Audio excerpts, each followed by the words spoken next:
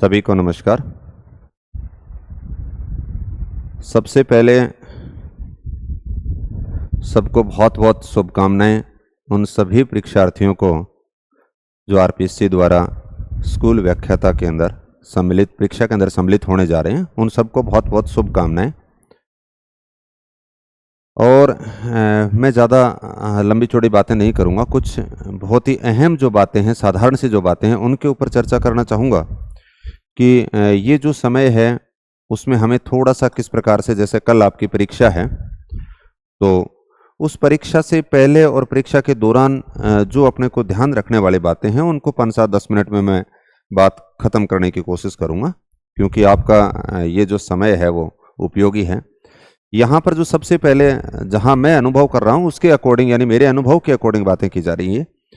भाई सबसे पहले आज का जो कल आपकी परीक्षा है तो हमें आज अच्छे से जो आप छोटी मोटी आपकी चीज़ें हैं आप उनको देख लीजिए और उसके बाद में रात को आराम से पर्याप्त नींद लीजिए। मतलब आप यूँ कह सकते हो कि 7-8 घंटे आराम से आप सोइए, क्योंकि कई बार ये होता है कि हम गलती ये करते हैं कि आज की रात के दौरान सारा रिवीजन करेंगे और फिर जो सुबह कंडीशन अलग प्रकार की बन जाती हैं। इसलिए बड़े धैर्य के साथ में आप खाना वाना खा के, जो भी आपका सोने का टाइम 9-10-11 बजे जो भी रहता है, उस हिसाब से आप 7-8 घंटे की पर्याप्त नींद ले लें। पहला आवश्यक बात यह है। दूसरी, अगर उसके बाद में अगर देखा जाए तो सुबह उठने के बाद में नहा धो के और फिर आपको जो निर्धारित जो समय दिया गया है पेपर का, उससे आधे घंटे और पहले पहुंच जाएं, ताकि फिर हड़बड़ाहट न हो भी किसी भी प्रकार की कि भी सेंटर के ऊपर पहुंचने के अंदर। तो आप आधे घंटे पहले ही पहुंचने का प्रयास करें, क्योंकि आजकल ऐसा होता है कि भी 1 मिनट भी अगर हम लेट पहुंचते हैं तो फिर हमें एंट्री नहीं दी जाती है। तो जो समय दिया गया है उससे ही आधे घंटे आप पहले पहुंचने का प्रयास करें और वहां जाकर के आराम से घूमे फिरें, चाय पानी जो भी पीने हैं वो पिए।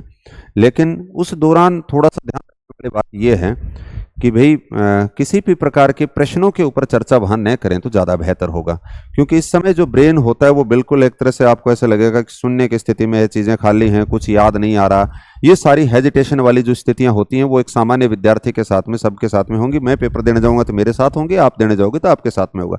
ये नॉर्मल प्रक्रिया है, मतलब सामान्य प्रक्रिया है। इसमें कोई अनावश्यक बोझ लेने की जरूरत नहीं है, क्योंकि हमें सिर्फ खुद का ही पता चलता है कि ये मेरे साथ हो रहा है, ये सबके साथ में होता है। हाँ, किसी को थोड़ा सा तनाव कम होगा, किसी को ज्यादा होगा, तो रिलैक्स रहना है। यानी अब से आप यूं मान के चलिए कि जब तक पेपर होगा, क्योंकि जितना हम तनाव के अंदर महसूस खुद को करेंगे उतना ही पेपर के अंदर हमें तकलीफें ज्यादा होने वाली हैं। इसलिए बड़े सहज रहें, सरल रहें।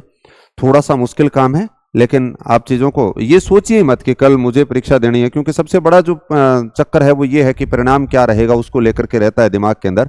तो आपने मेहनत की है पूरे साल भर से, या कोई 2 साल से लगे होंगे, कोई 3 साल से लगा होगा, तो पूरे 1 साल से आप जब मेहनत करते आए हो तो उसका हमें इंतजार था उस परीक्षा की, तो वो हम परीक्षा देने जा रहे हैं। तो परीक्षा के दौरान आप पहले जो पहुंचते हो घंटा आधे घंटे, तो उसमें वहां पर प्रश्नों की चर्चा न करके आराम से आप अदर कोई भी बातें कीजिए और फिर आराम से पेपर हॉल के अंदर जा करके वहां पर जब हम आधे घंटे बैठे रहते हैं तो वो भी थोड़ा सा मुश्किल दौर होता है। तो उस दौरान आप अपने लंबे लंबे सांस ले सकते हो, कुछ मतलब शांति चीज से कुछ ध्यान कर सकते हो, तो फिर वो टाइम अपने आप ही कन्वर्ट हो जाएगा। उस दौरान दिमाग के अंदर ये सोचने की जरूरत नहीं है कि मुझे वो उस टॉपिक में से याद आ रहा है नहीं आ रहा है, मैं सोच के देखता हूं, तो फिर वो कंडीशन अलग होती है। तो उन चीजों के ऊपर अपने को नहीं जाना।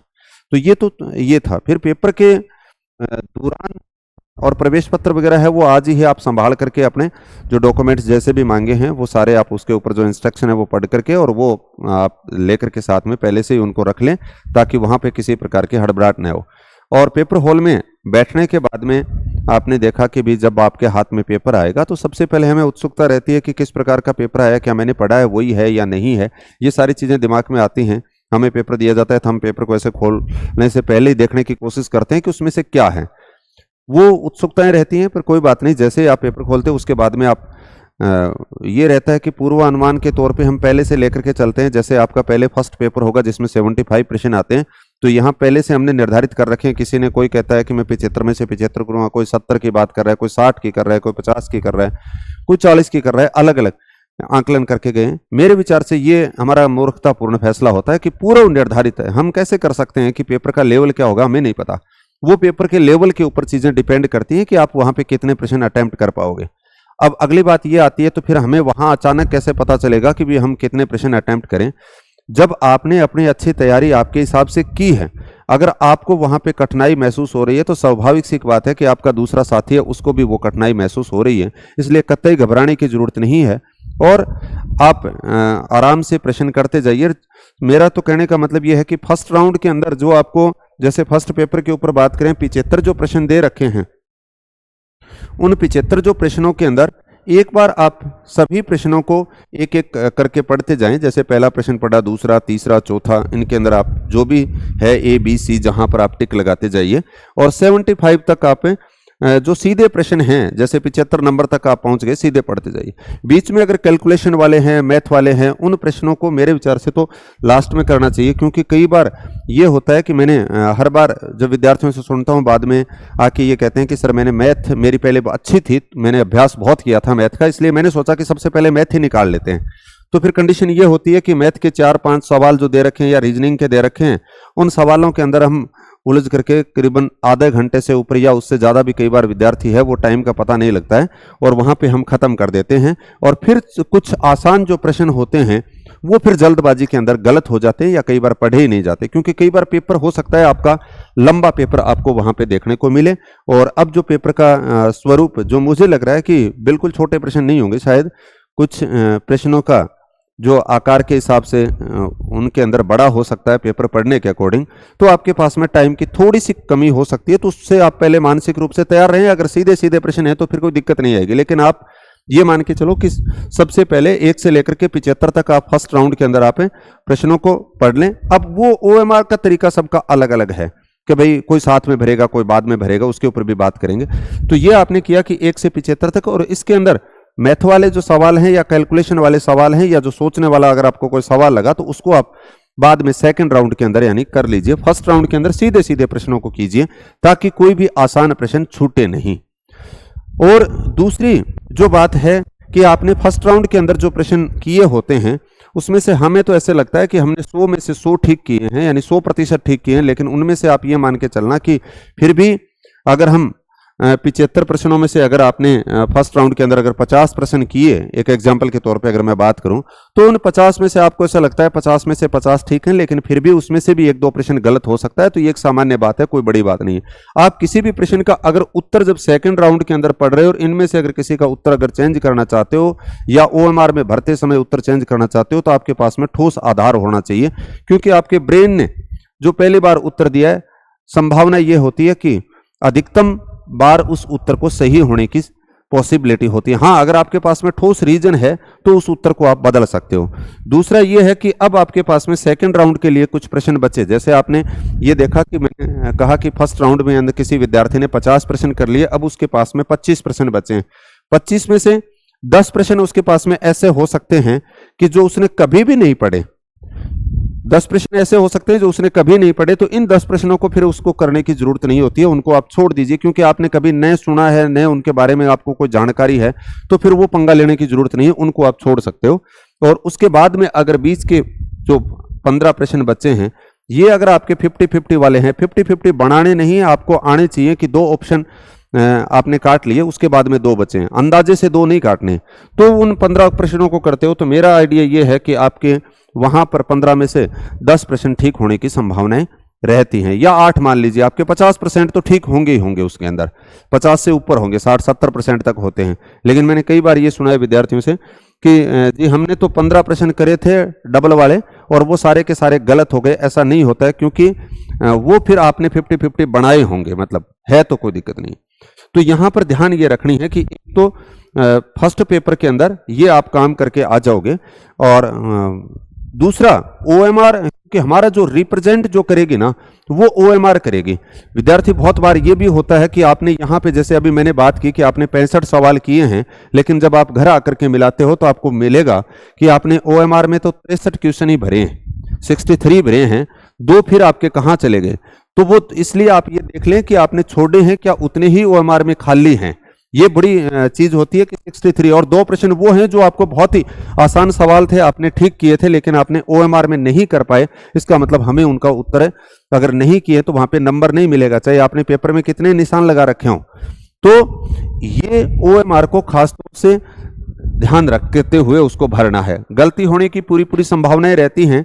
कई बार हम भरना कुछ चाहते हैं, भरा कुछ जाता है। अगर ऐसी कंडीशन में किसी प्रश्न के अंदर अपवाद स्वरूप अगर भरा जाए तो धैर्य के साथ में काम में लेना है, घबराने की जरूरत नहीं होती है, क्योंकि उस कंडीशन में हमें यह लगता है कि आज तो भाग्य ही खराब था, आज का दिन खराब था, इसलिए मेरा गलत भरा गया।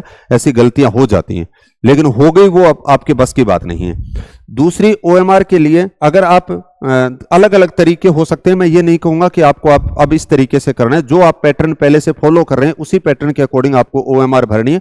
कुछ विद्यार्थी ऐसे होंगे जैसे एक प्रश्न किया, उसके सामने वो उसको जो भी OMR के अंदर उत्तर होगा वो भर देंगे, दूसरा किया उसका भर देंगे, तीसरा किया उसको भर देंगे, पांचवा सातवां छोड़ दिए तो उनको छोड़ देंगे। एक तरीका ये करते हैं। दूसरा ये होता है, कुछ विद्यार्थी ऐसे होंगे जो फर्स्ट राउंड के अंदर पेपर को किया जैसे 75 तक, उसमें उन्होंने 50 किए, 50 के वो उत्तर भरते हैं, ये हो सकता है।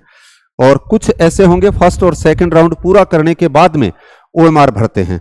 ये उनके लिए थोड़ी सी एक रिस्क वाली बात ये होती है कि कई बार हमें ध्यान नहीं रहता है और अंत में जब अचानक 5 मिनट वाली बेल बजती है तब ध्यान आता है कि हमने OMR तो भरी नहीं। उस कंडीशन के अंदर आपने यहाँ पे सवाल तो 75 में से 65 कर रखे थे, 60 कर रखे थे, लेकिन अब वो 5 मिनट के अंदर 60 सवालों के जो हम यूं कहें कि OMR के अंदर जो गोले हमें भरने होते हैं वो फिर हाथ पैर फूलने लग जाते हैं उस कंडीशन के अंदर, और फिर गलती होने की पूरी पूरी संभावनाएं रहती हैं, या कई बार कुछ प्रश्न फिर छूट भी जाते हैं।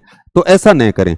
इसलिए अगर आप लास्ट में भरते हो तो भी आप कम से कम 75 प्रश्न है तो आप ये मान के चलो कि 15 से 20 मिनट पहले आपको, हाँ अगर आपके पास में समय बच जाएगा तो किसी प्रश्न के ऊपर आप पुनः आकर के सोच सकते हैं जो आपने छोड़ रखे थे वो। इसलिए 150 प्रश्न है, वहां पर तो आप ये मान के चलें कि सेकंड पेपर होगा, उसके अंदर आप 30 मिनट का समय प्योर आप लास्ट में अगर भरते हो तो OMR 30 मिनट पहले ही भरना शुरू कर लें।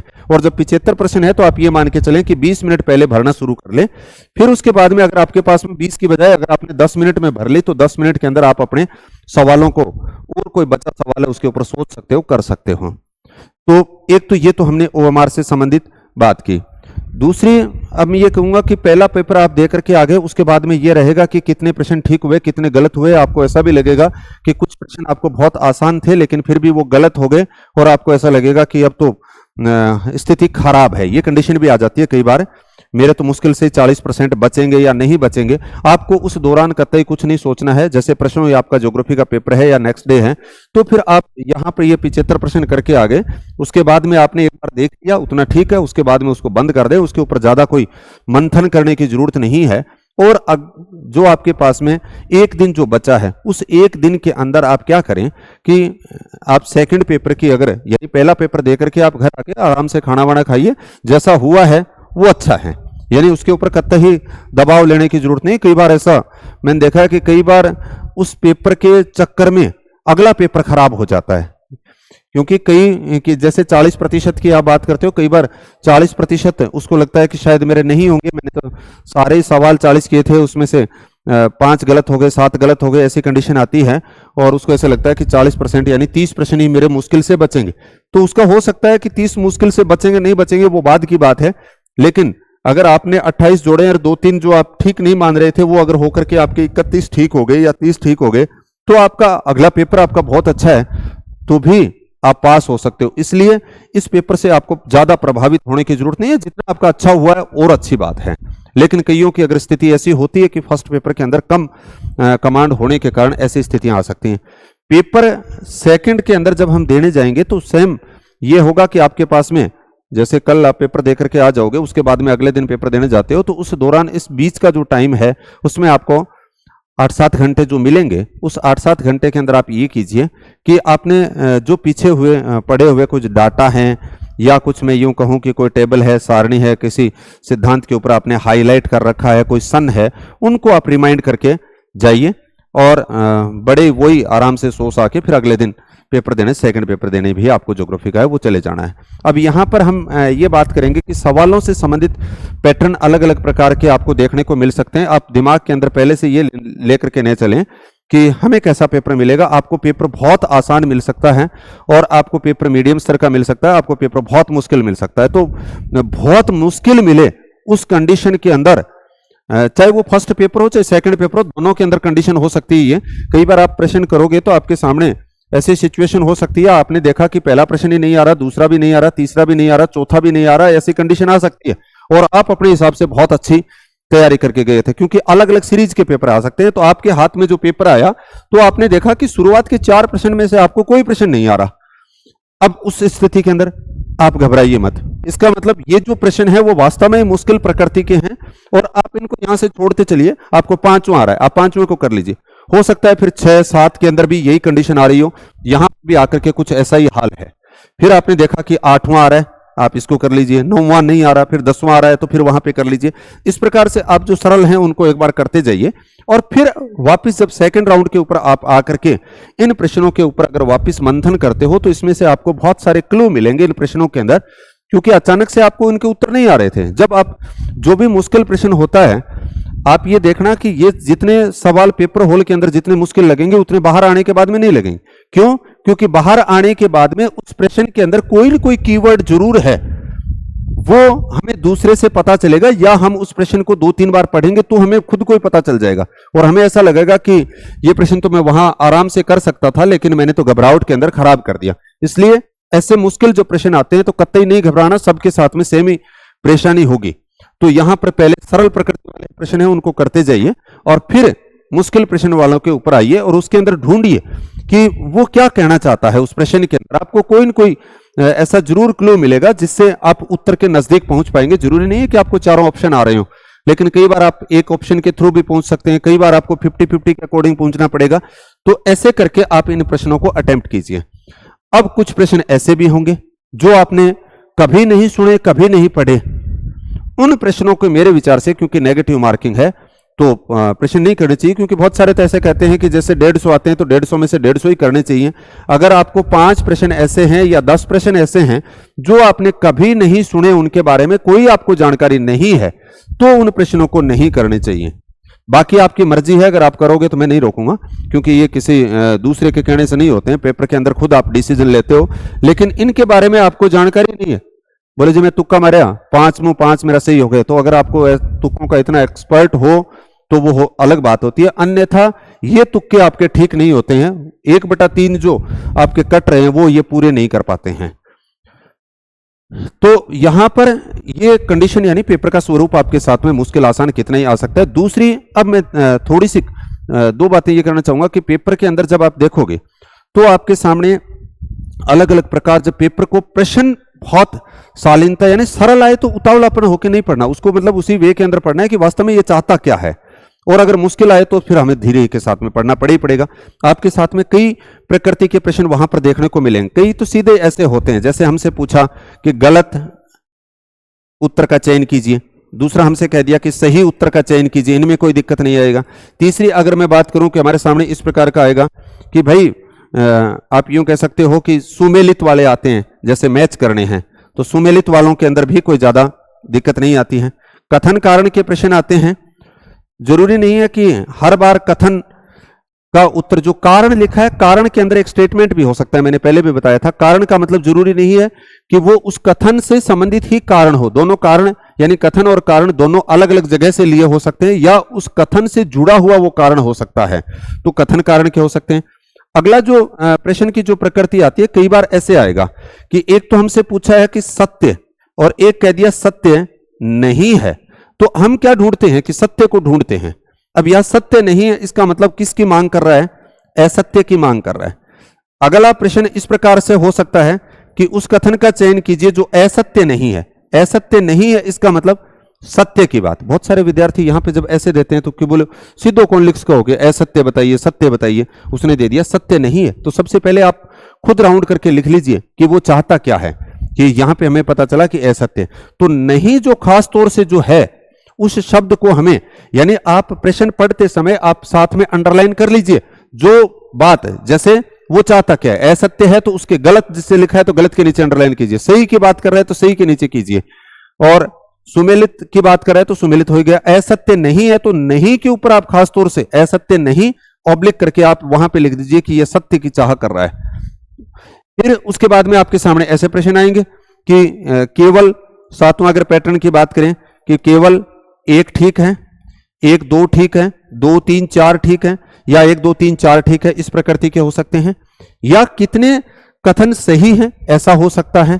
तो जरूरी नहीं है, या कई बार आपको ऐसा भी मिलेगा कि आपके सामने ऐसा होगा कि उसने 3 स्टेटमेंट दिए, चौथे में लिख रहा है उपर्युक्त में से कोई नहीं, तो हमें ऐसा लगेगा कि नहीं, इनमें से कोई न कोई तो होना चाहिए। तो ऐसा भी हो सकता है, कोई नहीं उत्तर हो, ये हो। आरोही और अवरोही को ध्यान में रखें कि वो आरोही की बात कर रहा है या अवरोही की, आरोही या अवरोही। खासतौर से जनसंख्या वगैरह के जो डाटा आते हैं या वनों से संबंधित जो डाटा आते हैं, उनके अंदर आरोही अवरोही की बात की जाती है।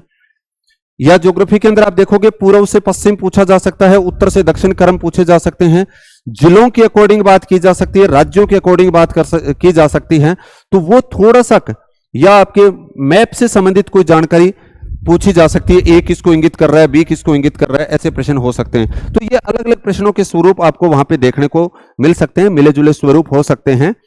तो बड़े ही धैर्य और शालीनता के साथ में प्रश्न को पढ़ करके उत्तर देना है, जल्दबाजी नहीं करनी है, क्योंकि सब प्रश्नों के नंबर समान हैं। हम आसान प्रश्न को तो इसलिए गलत कर देते हैं कि हमें ध्यान नहीं रहता, जल्दबाजी के अंदर पड़ गए, मुश्किल प्रश्न हमें आ नहीं रहे थे, और लास्ट में ऐसा होता है कि टाइम का मैनेजमेंट न होने के कारण आपकी बहुत अच्छी तैयारी होने के बावजूद भी स्थितियां गड़बड़ हो जाती हैं। इसलिए ज्यादा समय नहीं लेंगे, आपकी बहुत बहुत आपको पुनः से शुभकामनाएं, और कतई घबराएं नहीं। बहुत सारे विद्यार्थियों के फोन आ रहे थे कि सर घबराहट होती है। देखो, आपका वहां पे खुद को ही डिसीजन लेने होंगे, घबराएं नहीं। घबराएंगे तो आपने जो 1 डेढ़ साल 2 साल के अंदर जो काम किया है वो सारा का सारा खराब हो जाएगा। इसलिए कोई वहां पे मदद करने वाला नहीं होगा, मदद खुद को ही करनी पड़ेगी, खुद को ही मोटिवेट करना पड़ेगा। ये नहीं सोचना कि क्या होगा, जो होगा वो देखा जाएगा, वो बाद की बात है। आप तो अपना वहां पे जो समय है सब्जेक्ट के अंदर, जैसे 3 घंटे का है, उसमें जीके के अंदर 1.5 घंटे का है, तो आप उस समय के अंदर आप अपनी बेहतर परफॉर्मेंस देने का प्रयास कीजिए। और इधर उधर आप देखते हो कई बार पेपर में मुश्किल प्रश्न आते हैं, तो सभी ऐसे देखते होते हैं, तो आप ऐसा मत कीजिए और अपना पेपर पढ़िए, क्योंकि सबकी हालत उस कंडीशन के अंदर ऐसी ही होती है। तो पेपर का जो स्तर है वो किसी लेवल का, और विश्लेषणात्मक प्रश्न आपके सामने देखने को मिल सकते हैं। यानी क्योंकि आरएस का जो अभी एग्जाम हुआ था उसमें एनालिटिक प्रश्न पूछे गए थे, तो यहां पर भी ऑब्जेक्टिव प्रश्नों से आपसे ऐसी अपेक्षा की जा सकती है कि उसमें से कुछ प्रश्न विश्लेषणात्मक हो, आपकी समझ बेस हो। तो समझ आधारित प्रश्नों को आप करें और बड़े धैर्य के साथ में रहें, और बाकी ऊपर वाले का आशीर्वाद है सबके साथ में हमके। और आपने जो अच्छा काम, फिर भी अगर आपको किसी प्रकार की कोई समस्या हो तो मेरे नंबर तो है ही, तो आप कांटेक्ट कर लेना। जो भी मेरे से जो सुझाव होगा वो मैं बता दूंगा। अंकुश से नंबर बोलिए, 90-797 है, हाँ 11-545, 90-797 11-545। और भी कोई की त्रियांक फिर भी समस्या लगे तो पूछ लियो, और कल को पेपर आराम हो देगा और फिर सब्जेक्ट को दो। तो अग्रिम से पुनः आपको शुभकामनाएं, धन्यवाद।